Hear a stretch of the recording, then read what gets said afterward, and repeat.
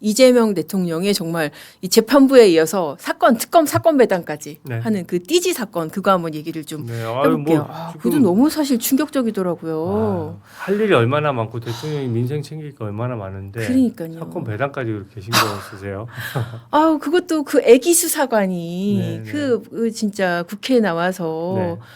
서영교 의원 안 그래도 목소리 큰데 아니 본인은 가족 네. 없습니까? 나는 그 민주당 의원들한테 묻고 싶어요. 그러니까요. 본인들도 딸을 키우고 아들을 키우고 누군가 또 형이 있고 동생이 있고 그렇잖아요. 네. 누군가의 소중한 딸이고 가족이잖아요. 근데 그것을 공개된 자리에 조리돌림해요. 저는 강봉권 띠지 문제는 네. 실수가 있었다면은 지금 징계 절차가 이미 개시가 됐어요. 그렇죠. 그러면 누구나 어느 국민이나 마찬가지로 징계 절차에서 본인이 소명을 하고 네. 실수가 있었으면 공무원은 국민이 세금을 줘서 열심히 일을 해야 되기 때문에 실수에 대해서는 실수의 경중을 따져서 징계를 합니다. 그렇죠. 그 절차 그대로 놔둬야 되는데 가장 권력자인 네. 민주당 의원도 여러 명이 불러서 막 그 친구들을 닥달하는 거 보셨어요? 그리고 원님 네. 재판보다 못해요. 또 상선을 불라는 거 아니에요. 이게 이 범죄가 조직적인 네. 범죄라는 걸 전제로 해서 너 누구한테 시켰어라고 하는데 아, 이게 인권 침해라는 게 그런 거거든요. 네. 그 당사자에게 어떤 진술도 강요할 수 없고 사과도 강요할 수 없고 그렇죠. 그리고 그 물어보는 것에 대해서 윽박지를 수도 없고 네. 본인들의 인권 수사 준칙도 모릅니까? 그러니까 입법부가 수사에 관여하듯이 특검 수사 사안이라고 해서 그 증인들을 불러서 예비 조사처럼 하는 것도 상권 분립을 침탈하는 것인데 그렇죠. 그 모양 자체가 재판에 준하는 것처럼 되어 있으면서 진짜 북한 재판만도 못한 거예요. 이거 진술거부권 고지하고 그렇게 해야 되는 거 아닌가 싶더라고요. 그렇게 아니, 압박을 하려고 그러면은. 그러니까 재판을 네. 할 것 같으면 네. 진술을 거부할 수 있는 권한이 있죠. 우리나라 대한민국 국민의 수준이 얼마나 높은데 국회의원이 뭐라고 네. 일반 국민에게 그것을 진술을 강요할 수 있습니까? 저는 진짜 너무 가슴이 아픈 게, 그러니까 저희 아이도 나중에 이제 커서 대학 졸업하고 취업을 하면 그 나이 때 청년이 될 텐데, 네. 진짜 뭘 안다고 그 국회의원을 서슬퍼런 국회의원 앞에 불러 나가가지고 저는 너무 화가 났던 게 서영교 의원이 심지어 누구 씨도 안 붙여요. 이름을 수사관이 김정민 이러면서 그러니까 본인들이 진짜 네. 개딸들 보고 하는 거거든요. 근데 그게 정치적으로 뭔가 표를 하고 할 때는 그런 식으로 해서 하는 거는 본인 진짜 벌 받아요. 이게 네. 그렇게 하면 안 된다고 생각하고 관봉권 띠지 문제는 하도 저쪽에서 헛소리하는 게 많아서 네. 제가 좀 설명드려도 될까요? 네, 네. 네. 저는 단순 실수인 게 명백하다고 생각해요. 첫째로는 관봉권 띠지는요. 네. 정보가 별로 없어요. 아. 왜 우리가 세뱃돈 하려고 세돈 이렇게 어떻게 구하면은 네. 이렇게 띠지로 이렇게 둘러져 있습니까? 그렇죠. 관봉권은 한국은행의 띠지 같은 거예요. 근데 우리가 예를 들어서 현금을 해서 띠지를 만든다고 해도 네.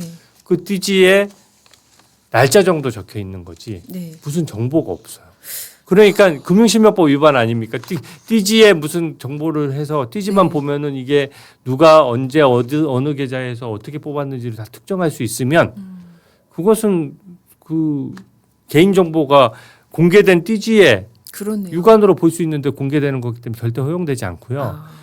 이게 관봉권의 띠지가 날짜별로 나오다 보니까 네. 날짜만 확인할 수 있는 거예요. 그 근데 현금을 검수한 날짜, 시간, 담당자 코드, 기계식별 번호 뭐 이런 게 있다고 그런 그러던데. 거죠. 이제 그게 네. 기계식별 코드라는 게 그날 그 현금을 관봉했던 한국은행 직원 관련된 정보인 거죠. 제가 얘기하는 건 수사상 의미 있는 정보는 날짜밖에 없는 거고. 그러네요. 네, 그 관봉권을 하루에 얼마나 많이 쓰겠습니까? 그렇죠. 그러니까 그 정보기관에 다 내려보내려면은 많기 때문에 네. 담당자 식별 코드라는 게 네. 담당자가 그러면은 관봉권을 여러 뭉치로 했는데 관봉권의 육안으로 보고 네. 그 담당자가 이 관봉권은 어느 기간 어디에 누구한테 전달한 건데요?라고 특정할 수 있습니까? 네. 특정이 불가능해요.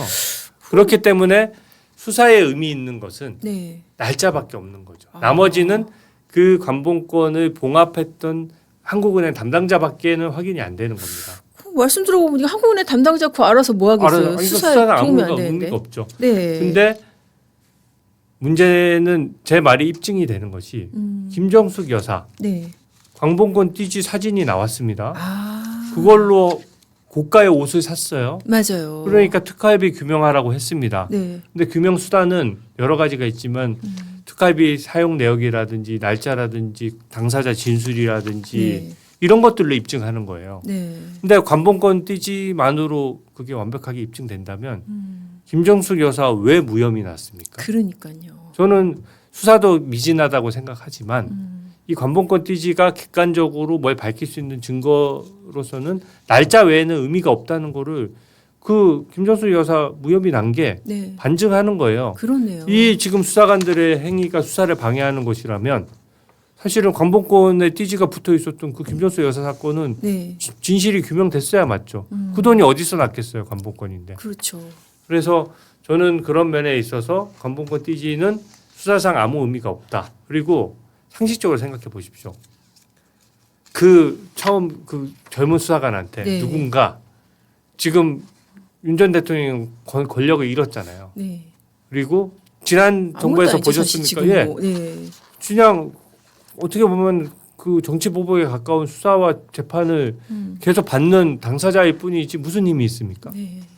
근데 지난 탄핵 전의 수사 과정에서도 검찰, 경찰, 공수처가 수사 경쟁을 하는 모습을 보고 저는 좀 서글프다는 생각이 들었거든요. 그러니까요. 권력 무상 하이에나가 하이에나 네. 진짜. 네. 그런 것들을 뻔히 봤는데 누군가 갑자기 누군가 그 네. 직원들을 시켜서 봐주기 위해서 관본권 띠지를 없애. 아유, 그러면 말도 안 되는 없애려면 거죠, 진짜.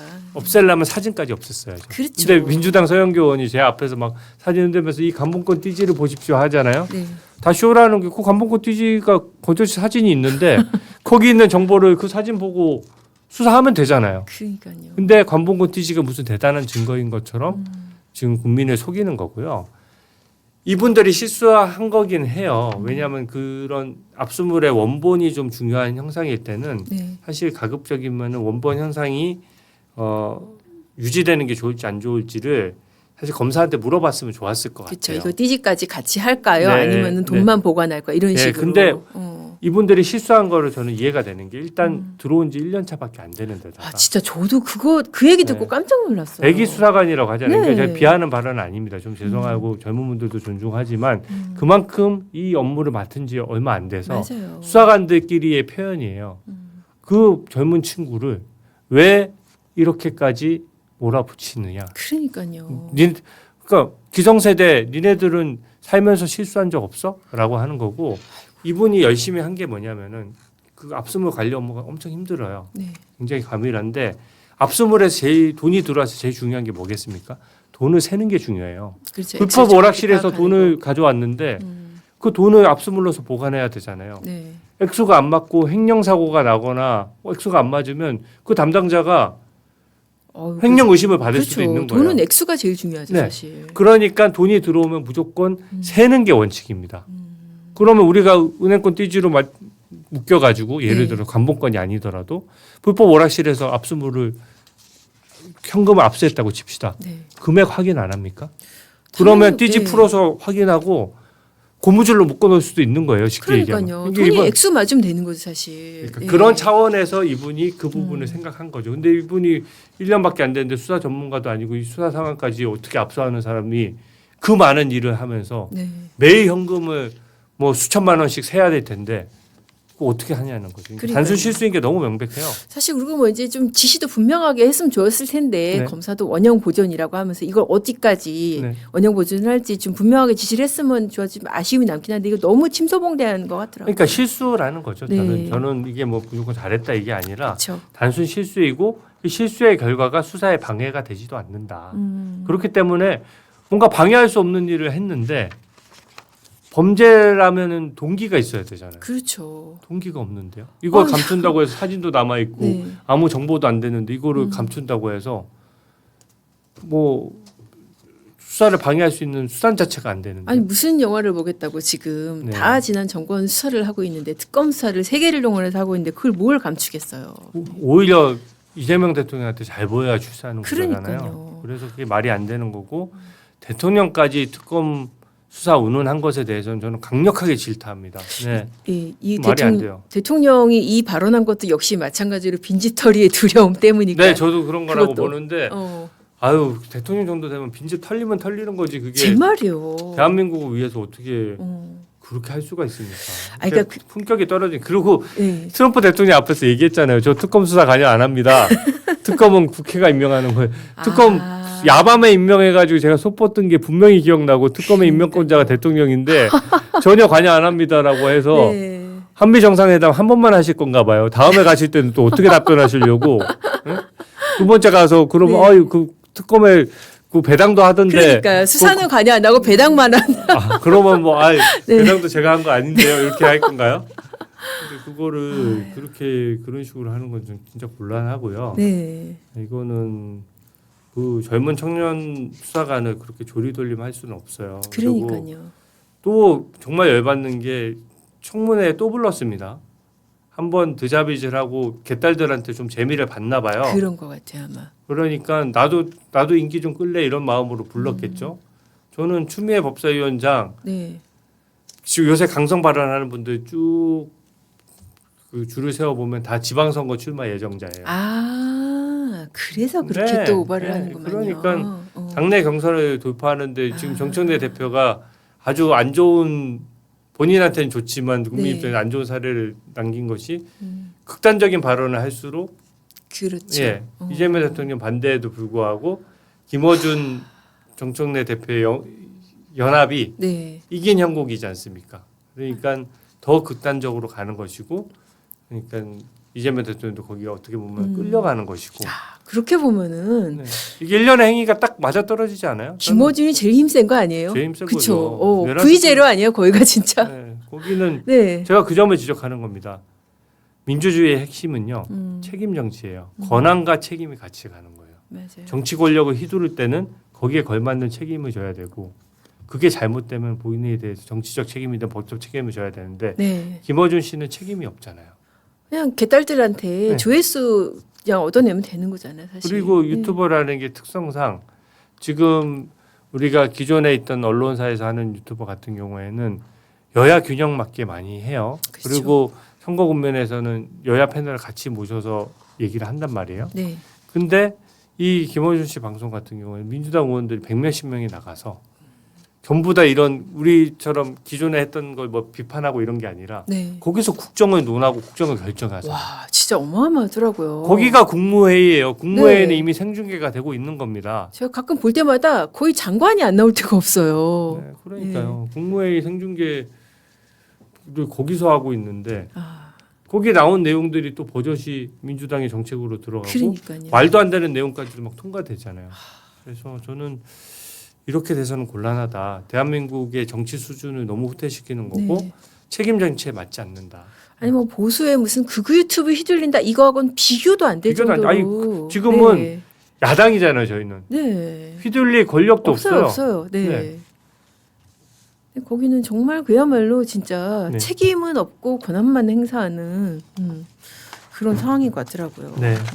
거기서 말 한마디 하는 거에 따라 정책과 제도가 바뀌는데 네. 그거 그러니까요. 국민이 누가 위임했습니까?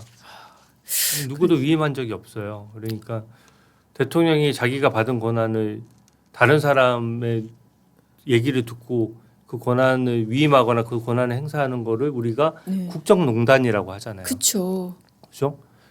국민이 위임하지 않은 사람이 대통령의 정치 권력을 나눠 쓰는 게 국정농단 아닙니까? 그거 지금 수사하고 있는 거 아니에요? 지금 네. 김건희 여사 국정농단이라고 수사를 하고 있는데. 저는 그런 면에서 굉장히 불편하고요. 내란특별재판부도 김어준 씨가 얘기한 것을 네. 그대로 받은 것이다라는 점을 지적합니다. 네, 맞습니다. 이게 정말 뭐 여의도 대통령이 용산 대통령보다 세네 그런 얘기가 나는데 여의도 대통령이 아니라 요새 충정로 대통령. 네. 삼통분립 좋은 용어 같아요. 저도- 삼통분립이네 저도 진짜. 용어 선택을 되게 중요하게 생각해요. 네. 삼통분립이라는 말이 너무 네. 김어준, 정청래, 음. 이재명 대통령이 서로 네. 근데 위계가 또 다툼하고 있어요 있다. 보니까 네. 위계와 이 권한의 차이가 또 있는 것 같아요. 네. 네.